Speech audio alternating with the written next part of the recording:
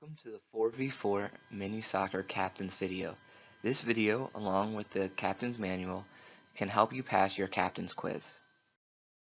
Before we get into the sport-specific rules, we're going to go over some general policies and procedures for intramural sports. Listed here is our contact information. We are located in the Ping Recreation Center, and our office is open Monday through Friday, 12 p.m. to 5 p.m. If you have any questions, please feel free to stop by, call us, or shoot us an email. So what are your responsibilities as a captain? As a captain, we expect that you are familiar with all of our rules and policies and that you inform your teammates of all of these rules. You also need to check the eligibility of all your team members and make sure that your team on IM League meets the player minimum. And finally, as the captain, you need to set the example of sportsmanship and make sure that you are respectful of other participants and the IM staff. Here at OU, we have a couple of different league layouts. In every league and sport, we will offer Co-Ed A, Co-Ed B, men's and women's leagues. Within these different variations, we offer competitive leagues and recreation leagues. Competitive leagues have 3 regular season games and a playoff afterwards. In recreational leagues, you just have 5 regular season games and no playoffs. Game time is forfeit time.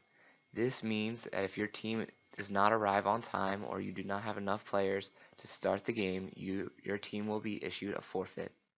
You can also be issued a forfeit if you are caught using an ineligible player, or if your team receives 3 yellow cards in the same game, you will receive a forfeit. Once again, game time is forfeit time, but you can default from games if you know that you will not be there. In order to default, the captain can notify us by 4 p.m. the day of your game, or by 4 p.m. on Fridays if you have a Sunday game. You can do this in person or through email. It's important to note that we do not accept defaults over the phone. If your team does forfeit a game and you are in a competitive league, you will need to pay a $20 reinstatement fee by the day before the bracket selection in order to participate in the playoffs. So who is eligible to play? Any Athens campus student enrolled in 1 credit hour is eligible to participate in intramural sports, and any faculty and staff member can participate if they purchase a faculty and staff pass. In competitive leagues, there are restrictions for club athletes and varsity athletes. If you are trying to participate on a team in a similar sport than what your club or varsity team is, the competitive leagues can only have 2 club athletes per roster, and varsity athletes cannot play in competitive leagues. Once again, this is only if it's a similar sport. Roster additions must happen online before the game begins. Players need to purchase a membership pass and add themselves to your roster before the game begins.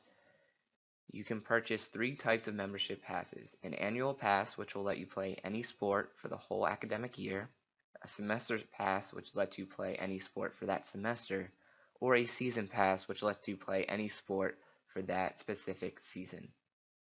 For competitive teams, it's important to know that your rosters are locked after your last regular season game and no more additions are allowed. Each team does have a few responsibilities. Like we just mentioned, all players must have an IM Leagues account. You should try to arrive to the game 15 minutes beforehand. You must bring a government-issued ID, a photo ID, with you to your games. All players are required to wear appropriate footwear, which includes not wearing metal cleats. We also ask that all players bring a light and a dark colored jersey, but no gray, as that can be confused as light or dark. That way, if your team shows up wearing the same color as the other team, you'll already have a backup jersey to change into. Please also review the list of illegal equipment below, and note that jewelry is not accepted in any intramural sports. You are also not allowed to tape the jewelry, so please just do not wear it. Sportsmanship is very important in intramural sports. Each game you will receive a sportsmanship grade, which is an A through an E. We then use this grade and calculate it like a GPA to find out what your sportsmanship grade really is. For competitive teams, you need to have a 2.5 to make the playoffs, and rec teams a 2.5 to stay in your league. Captains, it is your responsibility at the end of the game to approach our staff and find out what grade they gave you so that you know if it's entered right onto imleagues.com or not. You can protest a few things in intramural sports: eligibility, sportsmanship, and rule misinterpretations. If you protest a rule misinterpretation, it has to happen at the field before the next dead ball. And if you protest your eligibility or sportsmanship, you may protest it at the field or by 4 p.m. the next day in writing to our office. Mini soccer games are played at Walter Fieldhouse and use National Federation of State High School Association soccer rules with a few modifications. There are 4 players on the field, and in co-ed there is 2 men and 2 women, or a ratio of 2 to 1. It's important to note that there is no goalie. It's also important to note that shin guards are required. If you don't own your own pair of shin guards, you can check out a pair to use during that game with the staff at the field. The game itself is composed of 2 12-minute halves, and the clock will run continuously until the last minute of each half. Under the last minute, the clock will stop anytime the ball goes out of bounds or anytime the whistle is blown. If the ball does go out of bounds, we will restart play with kick-ins. This includes if the ball goes out of bounds and you should have a corner kick or a goal kick, we'll use a kick-in. Substitutions in 4v4 mini soccer are on the fly, and you can do them whenever you would like, or during dead balls. Slide tackling in all intramural soccer is illegal. If you perform a legal slide tackle, you will receive an automatic yellow card.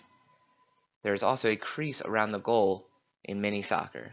No one is allowed to touch the ball when it's inside the crease. If the offense touches it, we'll have a goal kick. If the defense touches it, we will have a penalty kick. And it's important to remember that if your team receives any type of yellow card, your sportsmanship grade will automatically drop to a C. Good luck this season, and have fun.